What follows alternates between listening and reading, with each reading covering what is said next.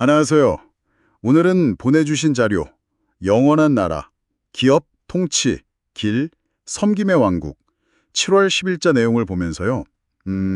영원한 나라에 대해 좀 더 깊이 이야기 나눠보겠습니다. 네, 세상 나라는 뭐 생겼다 없어지기도 하지만 이 자료는 하나님이 세우시는 영원하고 완전한 나라에 대한 소망을 이야기하고 있잖아요. 맞습니다. 여호수아, 시편, 예레미야, 마태복음 이 네 가지 본문을 통해 그 영원한 나라가 구체적으로 어떤 모습이고 또 우리에게는 어떤 의미가 있는지 한번 살펴보려고 합니다. 네, 아주 흥미로운 네 가지 관점을 제시하는 본문들입니다.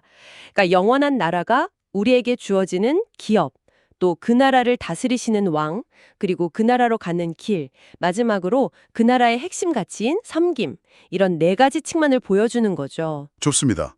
그럼 첫 번째로 여호수아 12장, 13장을 좀 볼까요?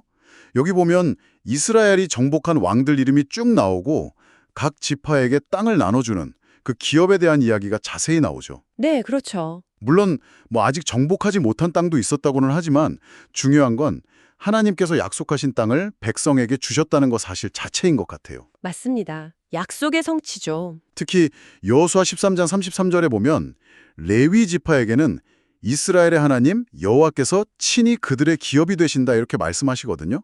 이건 그냥 땅 이상의 의미가 있는 것 같은데요. 아, 바로 그 점입니다. 이 땅에서의 기업 분배는 어떻게 보면 그림자 같은 거고요. 핵심은 하나님, 그분 자신이 우리의 영원한 기업이 되신다는 약속이에요.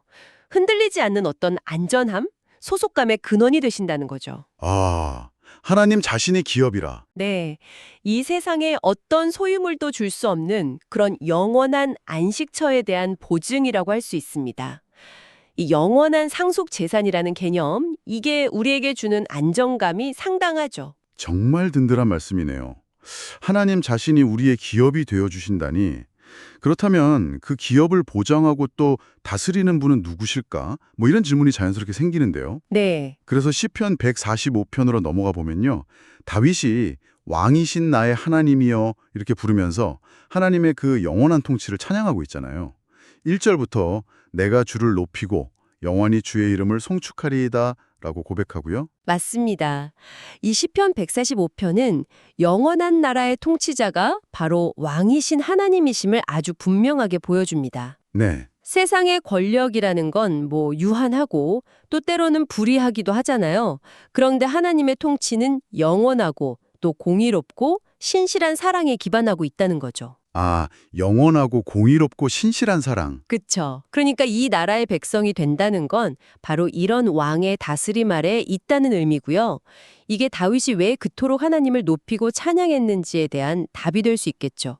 변치 않는 왕 아래 있다는 거, 정말 큰 위안이 됩니다. 영원한 기업을 주시고 또 영원하신 왕이 다스리시고. 그런데 다음 본문인 예레미야 6장을 보면 분위기가 좀 사뭇 달라요. 네, 그쵸. 분위기가 무겁죠. 유다 백성의 죄악 그리고 곧 닥칠 심판에 대해서 막 경고하시잖아요.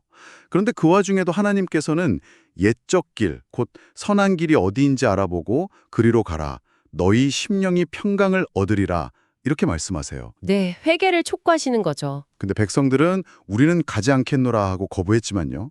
어쨌든 심판 중에도 길을 보여주시는 거군요. 여기서 우리가 봐야 할 중요한 통찰은 하나님의 본심은 심판 그 자체가 아니라 회복과 평강이라는 점입니다. 선한 길을 제시하신다는 것 자체가 영원한 나라는 혼돈이나 죄악이 아니라 의와 평화가 있는 그런 질서의 세계라는 걸 보여주는 거죠. 그렇군요. 비록 당시 백성들은 귀를 닫았지만 하나님은 끊임없이 돌아올 길, 그러니까 그분의 뜻에 맞는 삶의 방식을 계속해서 제시하신다는 겁니다. 그리고 이 선한 길은 결국 우리를 예수 그리스도께로 인도하는 그런 길이 되는 거고요. 마지막으로 마태복음 20장인데요. 여기 나오는 포도원 품꾼 비유나 또 제자들이 서로 높은 자리를 차지하려고 다투는 이야기. 이런 것들이 세상적인 성공이나 보상 개념과는 전혀 다른 하나님 나라의 원리를 보여주는 것 같아요. 네, 맞아요. 아주 극명하게 보여주죠. 특히 예수님의 말씀, 인자가 온 것은 섬김을 받으려 함이 아니라 도리어 섬기려 하고 자기 목숨을 많은 사람의 대속물로 주려 함이니라. 이 말씀이 정말 핵심인 것 같습니다. 그렇습니다. 이 구절이야말로 영원한 나라를 다스리는 왕의 본질, 그리고 그 나라가 어떤 원리로 운영되는지를 아주 명확하게 보여주는 구절이죠. 네. 세상 나라의 논리는 보통 지배하고 군림하는 거잖아요.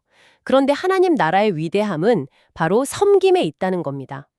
왕이신 예수님께서 스스로 낮아지셔서 섬김의 본을 보여주셨고, 심지어 자신의 생명까지 내어주셨죠. 아, 정말 다르네요. 네. 이것이 바로 영원한 나라의 가치이고 그 나라의 시민이 된 우리 역시 따라야 할 삶의 방식이라는 아주 강력한 메시지입니다. 권력이 아니라 사랑과 희생이 이 나라를 움직이는 힘인 거죠. 오늘 이렇게 내 본문을 통해서 보니까 영원한 나라는 하나님 자신이 우리의 기업이 되시고 여호수아, 또 그 왕의 영원하고 의로운 통치가 있으며 시편, 우리가 돌아올 수 있는 선한 길이 마련되어 있고 예레미야, 그리고 그 나라는 섬김을 통해 다스려지는 마태복음 곳이라는 것을 확인하게 되네요. 이 네 가지 모습이 서로 이렇게 쭉 연결되는 느낌입니다. 맞습니다. 이 영원한 나라의 모습들, 그러니까 보장된 상속, 신실한 왕의 통치, 예비된 길, 그리고 섬김이라는 가치, 이런 것들을 마음에 품을 때, 한 가지 질문을 좀 던져보고 싶습니다. 네, 어떤 질문이신가요? 당신이 이 영원한 나라의 시민이라는 사실이 오늘 당신의 일상적인 시간 사용이나 관계 맺음, 또 삶의 여러 우선순위에 구체적으로 어떤 변화를 가져올 수 있을까요? 이 질문을 한번 좀 깊이 생각해 보시는 것도 의미 있는 시간이 될 것 같습니다.